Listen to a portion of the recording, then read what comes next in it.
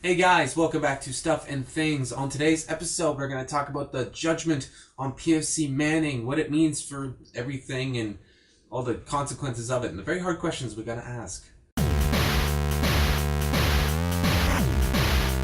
The judgment in the PFC Manning case has come down, and he actually got off on, well, two of the charges. Really, the big one is aiding the enemy. He got off on that one scot-free. Yay! He wasn't actually trying to help terrorists win. Because no, that's not what this whole thing was about. Unfortunately, he did get convicted of the 21 other charges, so even though he didn't get the automatic life sentence basically from the aiding the enemy one, if you take the maximum sentences for the other stuff, it's still like 100 years. So, you know, if they really put the ban hammer on him, he's kind of screwed for life. As for that actual time frame, we really won't know because the actual sentencing hearing will be at some point.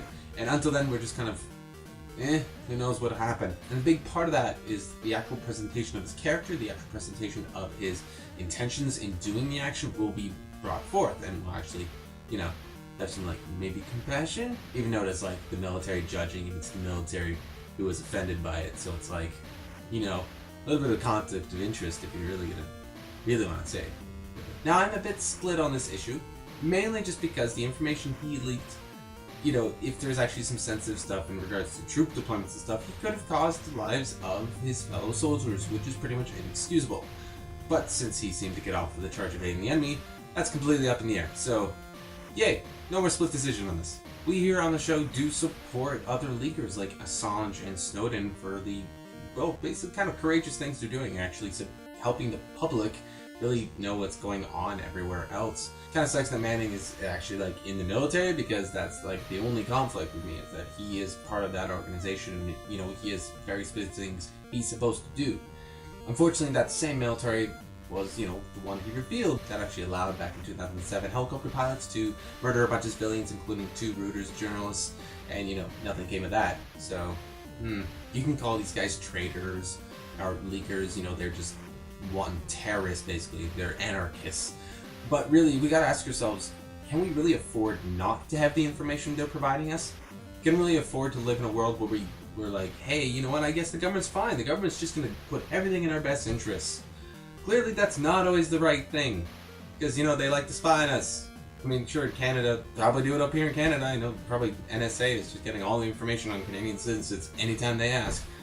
Talk to people in the European Union, they go through the exact same thing. It does make me want to bring up the often misquoted whole evil triumph and good guys do nothing thing, but I kind of feel like a douche when I say stuff like that.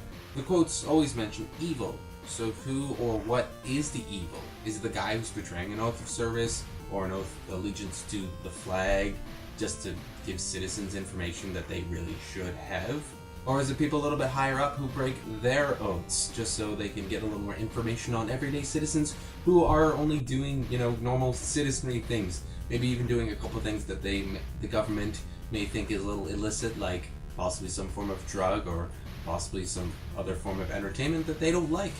But then being naturally, hypocritical and everything, they get mad at someone else for spying on them. Again, you can call these guys traitors all you want, but this continues to happen.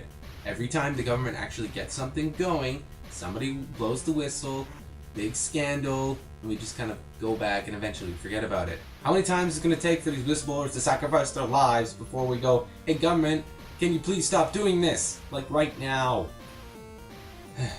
We never learn our lessons. It's kind of sad. So guys, today question pretty easy. Do you think these guys are heroes of the people or traitors and they must die?